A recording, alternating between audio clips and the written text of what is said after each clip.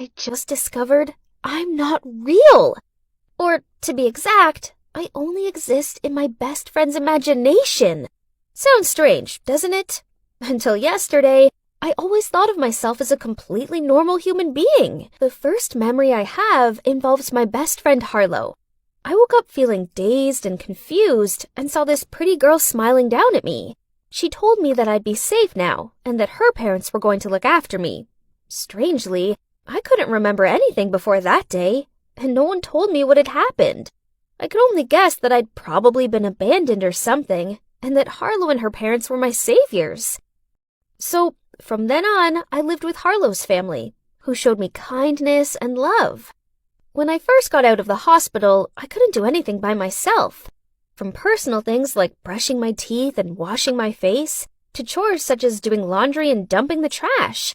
At the time, it was Harlow who guided and helped me, like a caring big sister. Then, when we entered middle school and the boys started flirting with me, Harlow was always by my side to protect me.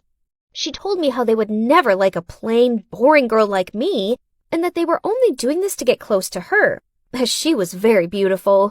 If I had a decision to make, big or small, I always consulted Harlow first, as I knew she'd know best. But recently, I noticed that Harlow was acting short-tempered with me. That day in math class, Harlow got caught texting, so the teacher confiscated her phone. At break time, she asked me to sneak into the school administrator's room to get her phone back. But of course I refused, as I was far too scared to do that kind of stuff. It's okay, no one can see you. Basically because you only exist in my imagination. What was she talking about? What did she mean by that? For the rest of the lesson, I kept thinking about Harlow's words. When the bell rang, seeing that I was still confused, Harlow pointed to a group of students standing nearby, told me that no matter what I did, they wouldn't see me. And that's true! When I waved my hands and talked to them, no one looked in my direction. I even snapped my fingers in front of them, but they didn't react at all. What is going on? Harlow told me that because she imagined me, she's in control of who sees me or not.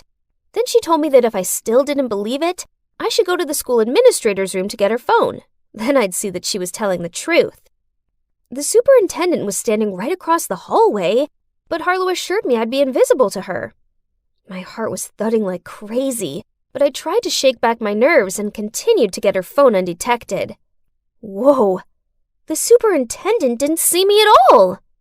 So, what Harlow said was true? I only existed in her imagination? That means Harlow's really the one who decides what will happen to me. And who I'll meet? So basically the author of my life story. But does that also mean that I have no control over my own life? Well, if I even have a life. Then Harlow barged into my room and said, "You've never wondered why you don't remember anything about your parents and about the time before you met me, have you?"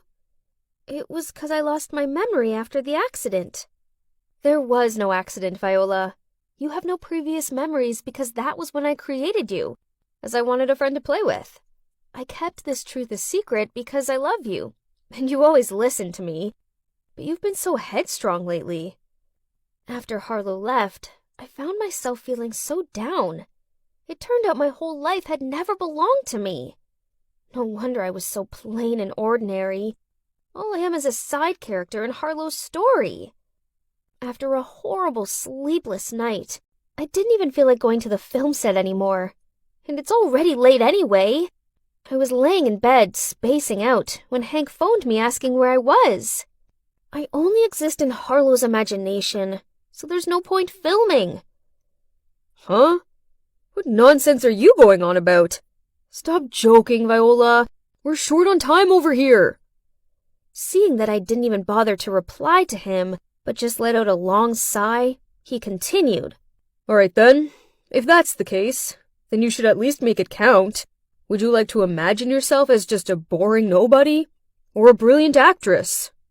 I suppose Hank's words made sense, so I got myself back together and hurried to the film set. Even if I'm imaginary, I'll make this unreal life of mine unimaginably awesome. The filming was actually a lot of fun, and everyone complimented my acting. They were probably just being nice, but it still felt good. Then Hank came over and congratulated me. Now that filming's over, you can be honest with me. I don't mind. I know you only cast me as the lead as you like Harlow. What do you mean? And the thing you said this morning as well about only existing in Harlow's imagination?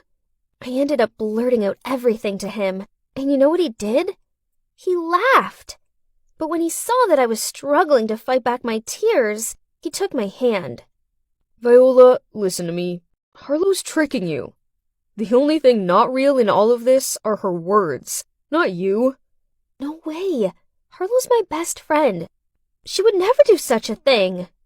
If you only existed in Harlow's imagination, how come you still decided, on your own, to show up at film set this morning? How come you still meet other people without her being around? Like, right now. Harlow couldn't have written the script with all these little details, right? Come on, Vi. Think about it. But there was a time when Harlow made me invisible to everybody else. I snapped my fingers in front of them, and they didn't react at all. Hank asked me who these people were, and I told him. He said he'd make sure I saw sense. Then he left. This was so confusing. I cannot tell what is real and what's not anymore.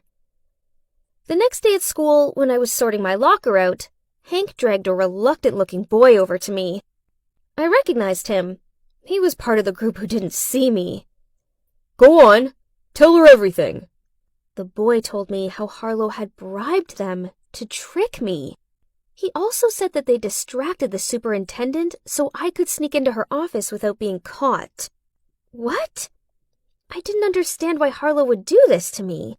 Hank went with me to confront her, and she faked a smile and said, Silly Viola. It was just a joke. So what about the fact that I can't remember anything about the time before I met you? You said there was no accident. It's also a lie, isn't it? I never said that. Probably you misremembered again like so many times before. I view you as a sister, Viola. I'd never lie to you. I didn't know what to believe anymore. I needed to be alone for a minute. This was all too much to process. So I ran to the nearby park to clear my mind. Suddenly, I felt something cold next to my cheek. It was Hank. He passed me some water and told me to drink it and calm down. Viola, I think Harlow's gaslighting you. She's basically emotionally abusing you to make you question your own sanity. I know you see her as a sister, but she's really toxic. Could it? Could it be possible that Harlow didn't have my best interests at heart? But what did she even get out of this, though? I'm not sure if this was because she wanted me to rely on her or she's jealous, but either way, knowing she could deceive me like that hurt like crazy. I didn't want to believe that that was what had been happening, but after all explanations, it's so clear now that Harlow was gaslighting me. And ever since then, I tried to avoid her as much as possible. But this was tricky, seeing as we were in the same class and lived together. I just wished I could grow up fast, so I could go to college and leave this house. At least there was good news. Hank's film in which I starred had gained attention on YouTube, and he was even selected to attend the Short Film Festival with a view to supporting the city's young talented filmmakers. Then, one day, I arrived home from school to see Harlow's parents drinking coffee with a strange woman. Huh? She sure looked a lot like me. Suddenly, she was running over to me and hugging me in her arms. Oh, darling, you have no idea how long I've been waiting for this moment.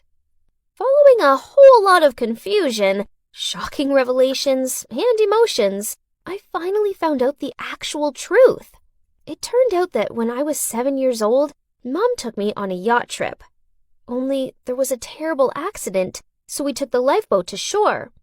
But then Mom fell out and ended up being rescued by another boat. We both suffered memory loss.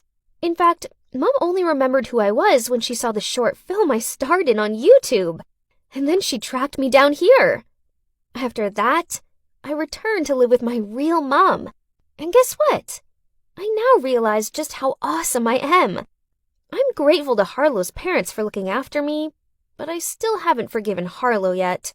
I'm trying to, as I know she's not all bad, but it's going to take some time. I also feel so blessed to have Hank by my side to help me discover my confidence and value my own worth. He even says I can be in his next film project, which I'm really excited about. It's good to know that I'm actually real, and I exist outside of Harlow's mind.